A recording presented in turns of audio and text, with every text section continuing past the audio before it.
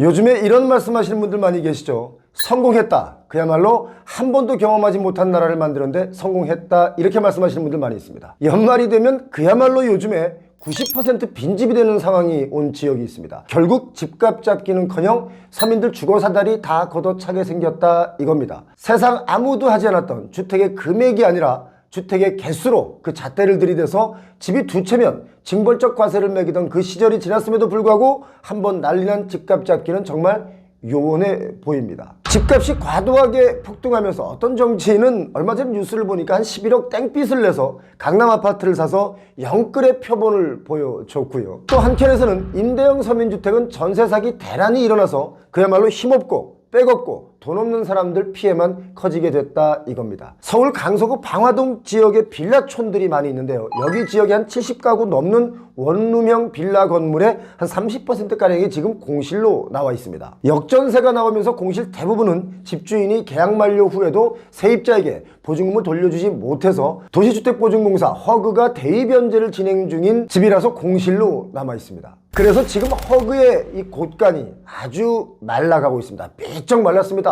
없어졌습니다. 전세보증금 반환보증을 운영하는 허그가 지난해 집주인 대신 세입자에게 지급한 전세보증금만 3조 5천억 이상이었기 때문에 전세 사기와 역전세난으로 인해서 주택도시보증공사 허그가 4조 원에 육박하는 적자를 기록했다 이겁니다. 그래서 1993년 처음에 허그 설립 이후에 최대로 적자가 났습니다. 요즘 방화동의 빌라 주인들은요, 뭘 걱정하냐, 이러다가 90% 이상이 빈집이 될 것 같다, 이걸 걱정하고 있고, 이게 또 현실되지 말라는 법이 없습니다. 연립, 다세대, 도시형 생활주택, 이 시장은 그야말로 지금 초죽음 상태입니다. 2022년 말부터 터졌죠. 전세 사기 여파로 인해서 사지도 살지도 짓지도 말라라며 사람들은 빌라 기피 현상이 더 심해졌습니다. 사실 말이죠. 빌라나 연립은 서민들의 주거 사달입니다. 있어야 할 주거 공간이죠. 더 나은 환경의 주택인 아파트로 가기 위해서 열심히 돈을 모으고 더 나은 기회를 만들 수 있도록 시간을 벌 수 있는 공간이 바로 빌라에 거주할 때 그 시간입니다. 예전에 아파트가 많이 없을 때는 다들 빌라에 살았었습니다. 2021년 기준으로 보자면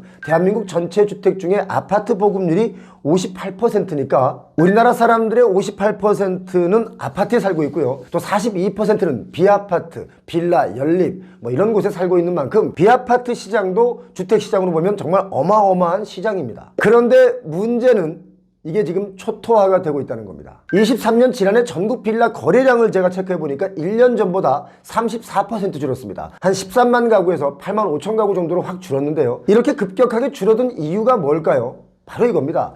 빌라는 사기 위험이 크다. 이런 심리적 낙인이 찍혀서 지금 거래가 안 되고 있는 겁니다. 이렇기 때문에 부동산 사기꾼들이 한번 메뚜기 떼 마냥 훑고 지나가면 사람들의 뇌리에 이런 심리적 공황 상태가 오는 것이기에 사기꾼들은 정말 엄벌에 처해야 되는 게 마땅합니다. 얼마 전에 제가 인천 미추홀구에 갔더니 여전히 전세 매물의 한 50%가 제가 볼 때는 깡통 위험이 있는 매물들이었습니다. 어떤 집은 집주인이 교도소에 가서 파산해서 집은 신탁사에서 관리를 하는데 버젓이 이게 전세 매물로 올라와 있어서 이걸 확인해 봤더니 어떤 중개인은 또 그렇게 얘기를 합니다. 아니 본인들이 알아서 해야지 뭐 우리가 알아서 합니까? 이렇게 얘기하는 분도 있었습니다. 중개하는 중개소에서 설명을 안 해주고 임차인이 알아서 알아내라는 뜻인데 아직도 순진한 임차인이 걸려들기만을 기다리는 아주 못된 사람들도 있다 이겁니다. 우리 인간이 가장 중요하게 여기는 게 뭡니까? 의식주 아니겠습니까? 의식주 중에 주거 안정을 해치는 사기꾼들은 더욱더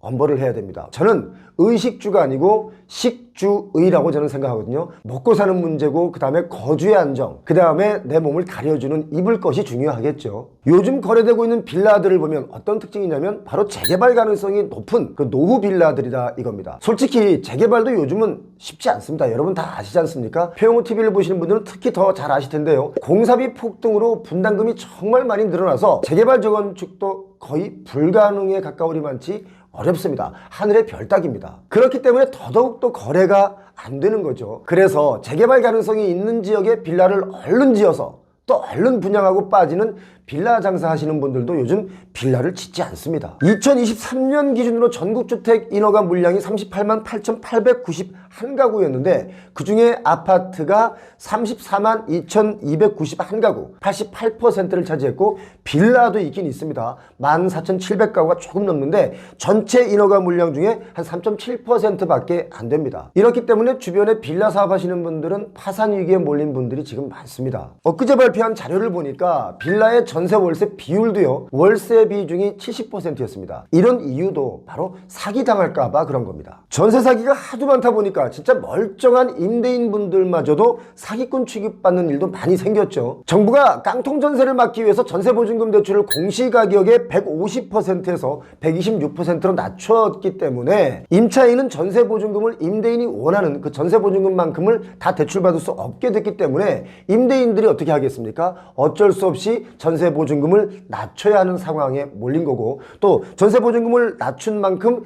요 남는 금액만큼 또 월세를 받는 분들도 있죠. 자, 전세가가 떨어지니까 뭡니까? 매매가 떨어지겠죠. 그럼 뭡니까? 또 역시 공시가도 떨어집니다. 공시가가 떨어지면 각종 세금도 좀 덜 내겠지만 집주인 입장에서는 전세가가 하락하면 불안할 수가 있겠죠. 반대로 임차인들은 전세가가 떨어지니까 뭐 대출을 좀 덜 받기 때문에 나가야 하는 이자가 줄어드니까 더 좋아할 수도 있습니다. 그런데 여기서 문제가 발생할 수 있습니다. 공시가가 떨어지고 전세가가 하락하면 기존 임차인들도 또한 불안할 수 있습니다. 왜? 보증금 못 돌려받을까 봐 불안한 겁니다. 그래서 임대를 놓으시는 집주인분들이나 부동산 중개에서는 사실 전세가율이 높아서 위험성이 있는 것은 전세가율을 낮출 필요가 있습니다. 하지만 집주인들도 대출을 많이 받아서 사신 분들은 전세가를 낮출 수가 없는 거죠. 사실 빌라는 좀 오래전에 사서 임대를 놓으신 분들은 크게 문제가 되지 않습니다. 그런데 부동산 가격이 오르면 이득을 보기 위해서 갭 투자한 분들이 많을 텐데요. 그분들의 물건이 가격이 하락하는 것에 대한 리스크, 그건 또 본인들이 져야 되는 거 아니겠습니까? 솔직히 말 그대로 전세 보증금이라는 게 임시로 임차인에게 빌린 돈이나 마찬가지입니다. 집을 내가 빌려주고 그 대가로 돈을 빌린 거라고 봐야 되는데, 그런데 그 돈을 여기저기 막 또 굴려서 불려보려다가 역전세가 나면, 돌려주지 못하는 일이 발생하면 리스크는 집주인이 지는 게 맞습니다. 여러분 어떻게 생각하십니까? 부동산 개발하시는 분도 마찬가지죠. 돈을 빌려서 비싼 땅을 사서 개발업을 진행하다가 자금이 막혀서 이게 스톱이 되어서 사업에 차질이 생기면 그것도 그들이 책임져야 되는 게 맞는 겁니다. 또 고분양가를 내걸고 분양을 하다가 망가지면 그것도 역시 그들이 책임져야 되는 것인데, 이 모든 걸 나라에서 책임져 준다, 이런 식으로 접근하면 우리나라 베네수엘라 되는 거 시간 문제다, 저는 그렇게 보고 있습니다. 이렇게 말하는 제 이야기에 좀 불편함을 느끼는 분들도 계실 텐데요. 불편해도 부동산 가격의 안정화를 위해서는 제가 할 말은 해야 되는 거 아니겠습니까? 그리고 부동산 가격의 안정화가 이루어져야 오히려 부동산 시장이 더 활발해집니다. 요즘 임대인들은요, 반환보증의 주택가격 산정 기준을 좀 완화해달라, 강하게 이렇게 요구하고 있습니다. 그래야 보증금이 좀 올라갈 수 있다, 이건데요. 자, 임대인들 입장도 제가 모르는 바는 아닙니다. 뭐 물론 나라에서도 모르는 바는 아니죠. 그런데 지금 허그가 그렇게 할 수 있는 입장이 못 됩니다. 허그의 재무 상태가 심각한 수준이기 때문에 보증 한도를 확대해주고 싶어도 못 해주는 거죠. 허그가 세입자에게 대신 내준 대입연재액이 제가 앞서 말씀드렸습니다. 3조 5천억 원이 조금 넘습니다. 그런데 회수율은 10%밖에 안 됩니다. 그래서 결국 허그는 국토부가 보유한 한국도로공사 주식으로 유상증자를 받아서 한 4조 원 정도의 규모의 자본을 수여를 했습니다. 이렇게 되면, 이렇게 계속 뭔가가 돈이 새나간다면 나라가 망할 수 있는 거 아니겠습니까? 이렇게 계속 퍼주다가 결국 나라가 망하게 될 수도 있다, 이겁니다. 자, 부동산에 미친 급등, 그리고 허그의 전세대출을 악용한 그 사기꾼들 때문에 아주 멀쩡한 임대인분들마저도 피해를 보고 있는 게 바로 이런 부분이죠. 자, 그래서 여러 정책들을 지금 제시하고 있는데, 임차인이 거주 중인 소형, 그러니까 60제곱미터 이하 또는 저가 가격으로 수도권은 3억 원, 지방은 2억 원, 이 주택을 매입할 때 취득세를 감면해주고 또 아파트를 청약할 때는 무주택자 지위를 유지하게 해주겠다, 이런 정책 목표가 좀 제시가 됐는데, 그런데 문제는 신축에 한해서라는 단서가 들어가 있습니다.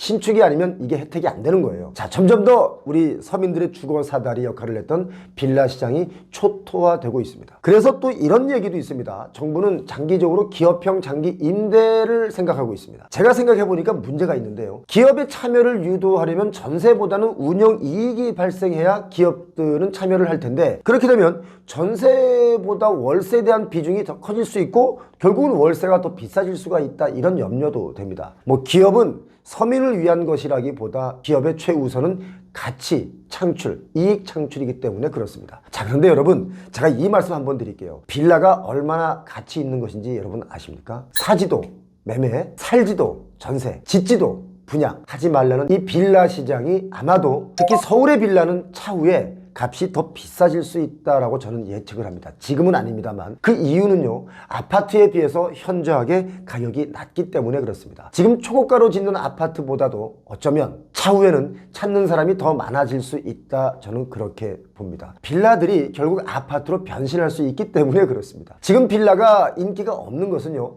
수도권의 외곽 지역에 잘 지은 아파트들이 많이 생겨서 서울의 빌라들이 인기가 없지만 차후에는 수도권 외곽의 아파트보다는 서울의 빌라가 더 인기가 있을 것이다, 저는 그렇게 예측도 해봅니다. 다만 그 시기가 언제냐, 이것은요 다시 또 제가 말씀드리는 시간이 있으리라 봅니다. 자, 빌라 시장 지금 초토화가 되고 있습니다. 이것은 그동안 빌라 사기를 쳤던 사람들 덕분에 지금 이 지경이 됐다라는 생각이 듭니다. 서민의 주거 안정을 해치는 이런 사기꾼들은 정말 빨리 근절돼야 되겠다, 법이 좀 더 엄해져야 되겠다라는 생각을 제가 강하게 가져봅니다. 표영호TV 구독하시는 여러분 모두 리스크를 잘 관리하시고 부자 되시기 바랍니다. 고맙습니다.